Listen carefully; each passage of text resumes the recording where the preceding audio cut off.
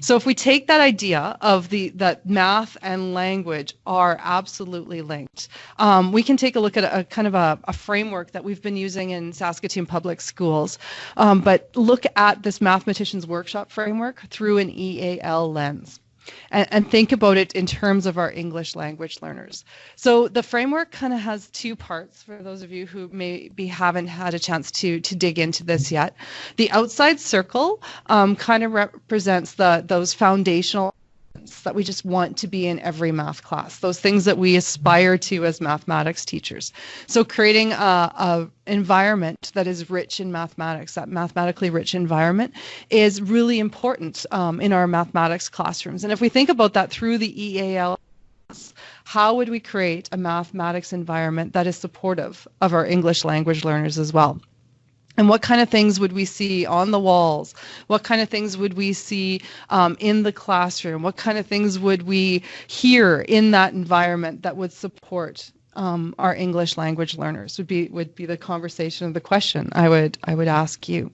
If we think about that community of mathematicians, because that foundational element really resonates with me through the EAL lens, how would we create a space where our English language learners part of the community and they're not off to the side, they're not separate, they're actually a part of the conversations and the learning that happen in the classroom?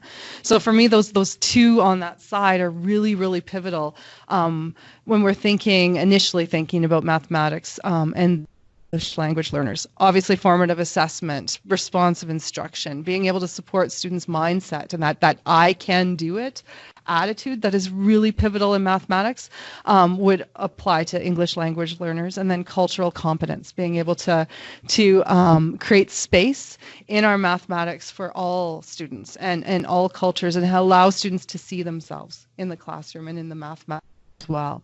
So those are kind of foundational elements that live around the outside edge. And then within the middle of the mathematician's framework, there are kind of the steps or the parts of the lesson that you would move through. So if you think about if you had in an just for easy math here, we'll think about it. You have an hour-long math lesson. So that the structural elements on the inside would kind of break up how you would use the time through your math lesson. So we would always start our math lesson with a minds-on activity. And that's just the purpose of a minds-on activity, is to activate our mathematicians and get them thinking like mathematicians. It also helps with transitions. A lot of our students have a hard time transitioning from recess to mathematics or transitioning from social studies to mathematics. And so by just providing a 10-minute window where they can transition and just kind of get thinking and activate their thinking about mathematics, it gives them kind of ramp into mathematics. When I think about EAL learners there, I would think about how do I help them revisit concepts or build the language or connect with what we're doing in a way that's meaningful for them. Once we've done a minds-on activity, we often move into a lesson, which can be connected to the minds-on activity, or could not. But that involves a time where a teacher would be teaching students the topic or the understandings we're building today. And oftentimes there's discussion there where teachers are bouncing ideas back and forth with students and we're asking questions. And in that discussion, the question I would ask is, how do we engage our English language learners so that they're a part of those discussions and not just passively sitting there as part of that? How do they experience mathematics in that case that's relevant for them? And how can we create models and visuals that will allow them to further their understanding in a way that is a little more realistic? So that's the lesson part. And then and that's proportionally maybe 15 minutes of time. And then if we move into the learning time, that's really the visual is here to kind of prompt teachers to think about the majority of the time in the math lesson is kids actually working. Kids actually doing the learning, engaged actively in the learning. So we talk about hands-on, where they're discovering. In mathematics, a big thing is discourse.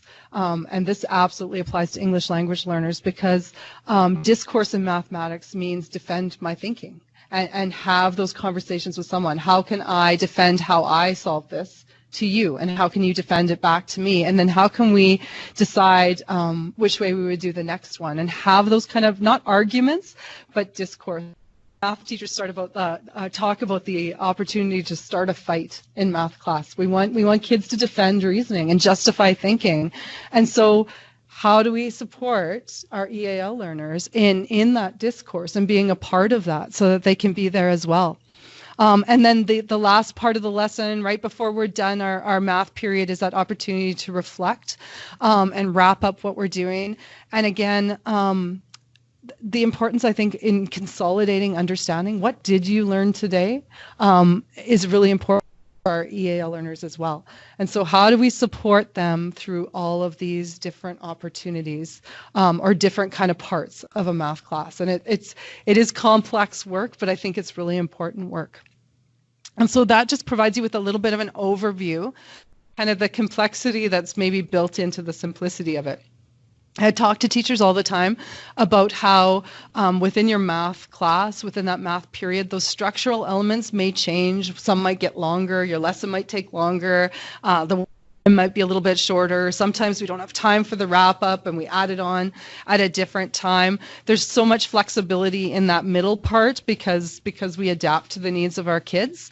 But what has less flexibility is that outside circle. Like we're always trying to create community. We're always assessing our students and seeing how they do. We're always trying to adapt our instruction to match where they are and to have those opportunities to create community and utilize the environment around us. So that's where there's maybe less flexibility, because that's kind of the foundation of really good teaching. But inside there's lots of flexibility. EAL teachers will see a connection between this model and the EAL lesson structure because it mirrors a strong lesson cycle that would also be used in the EAL classroom. The same components of engagement, instruction, practice, and assessment are all incorporated into a coherent lesson that supports language learning.